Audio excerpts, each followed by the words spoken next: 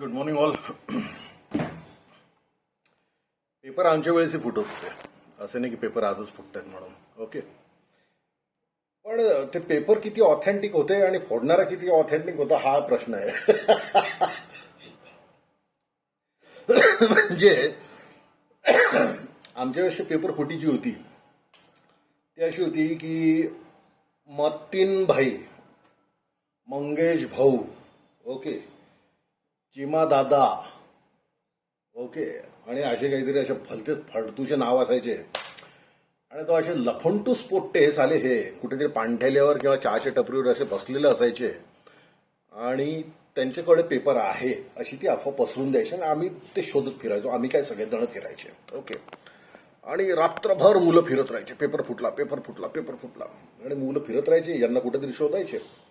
मग तो असा गॉगल लावून काहीतरी बसलेला असायचा, त्याच्याजवळ अप्रोच करणं म्हणजे जसं काही साला आता एकदम खूप मोठा डॉन एकदम असा त्याच्याजवळ जायचंय बाबा आपल्याला, असं असं असं असं काहीतरी जायचे बाबा सगळे असे भीत भीत भीत भीत 12वीतले मुलं बिचारे.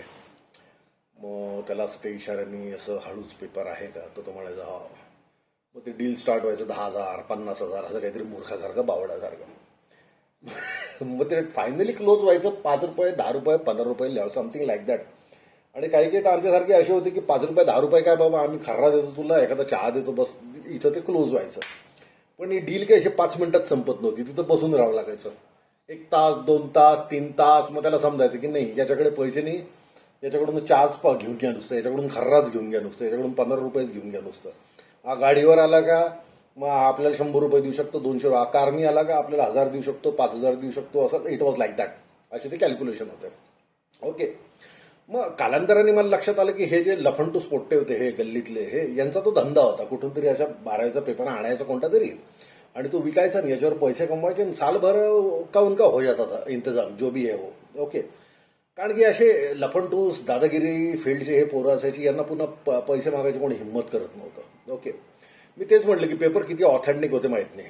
पण प्रॉब्लेम असा झाला माझ्यासारख्या इगोइस्टिक माणसाला काय टेल यू की पेपर फुटतोय आणि मला मिळत नाहीये. So that was a ego issue for me, I tell you.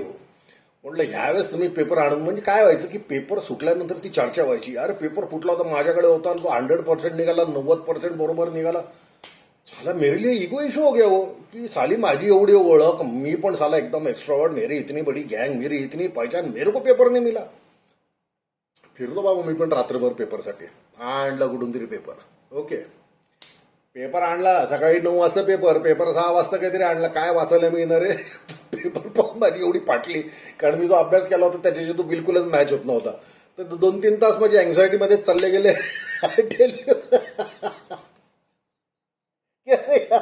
मला काहीच येत नाही लिटरली. गेलो बाबा आणि ठीक आहे तो पेपर तसा निघाला नाही. पण बाहेर आल्यानंतर ज्या चर्चा जी चालू होती की पेपर फुटला मला मिळालं, त्याच्यात मला सामील होता आलं.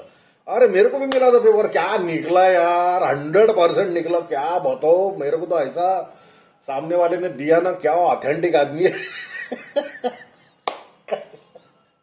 निव्वळ मूर्खपणा असायचा यार, निव्वळ मूर्खपणा. म्हणजे काय सांगू, म्हणजे किती ऑथेंटिक ती पेपर फुटी व्हायची आणि तो व्यक्ती जो होता तो फोडणारा किती ऑथेंटिक होता याच्यावर तर मला डाऊटच आहे. डाऊट काय म्हणजे आय एम व्हेरी शुअर की हे असे काहीतरी लफंटूसपणा चालायचा तेव्हा, ओके. आणि माझ्यासारखे खूप लोक त्याचे बळी पडायचे. But one incident I remember very well. एकदा काहीतरी पेपर फुटला होता ना, तर ते काय व्हायचं, ते पेपर सगळे झेरॉक्स व्हायचे रात्री. एक जण काढायचा तो झेरॉक्स काढायचा, तो दुसऱ्याला विकायचा, तो तिसऱ्याला विकायचा, तो चौथ्याला विकायचा. It was like the chain reaction use to get formed every night, okay. मग एका पेपरवर नाही का PA म्हणून असं लिहिलेलं होतं, असं PA आणि त्याच्यामध्ये असं. मग त्याच्यानंतर तर म्हटलं कोणी लक्ष नाही दिलं, पेपर फुटी वगैरे झाली. नंतर मग काहीतरी चर्चा झाली, अरे मग काहीतरी अमित नावाचा मुलगा होता, त्याची गर्लफ्रेंड होती प्रिया. तर त्या अमितनी प्रियाला सांगितलं होतं की मी तुला पेपर आणून देईल म्हणून, आणि कुठून तरी तो पेपर आणला आणि तो त्यांनी तिला गिफ्ट केला आणि त्याच्यावर PA म्हणून लिहिलं. आणि तो अख्खाच पेपर मग अमरावतीमध्ये सर्क्युलेट झाला. तो किती भरभर निघाला माहित नाही, पण भाऊनी जो आयटम केला आपल्या गर्लफ्रेंडला इम्प्रेस करायला, तो PA, तो आजही मला हा लातूर पॅटर्न मध्ये दिसतो की त्या प्रोफेसरनी काहीतरी त्या विद्यार्थिनीला म्हणलं की मी तुझ्यासाठी पेपर फोडेल म्हणून. पॅटर्न सेम आहे नाही, कोणाला तरी इम्प्रेस करायचं, काहीतरी दबदबा तयार करायचा आणि काहीतरी माहोल तयार करायचा. ऑथेंटिसिटी किती असते मला माहित नाही.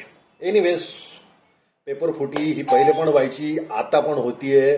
ती किती ऑथेंटिक आहे, किती ऑथेंटिक नाहीये हा प्रश्न आहे. Have a nice day. Love you all.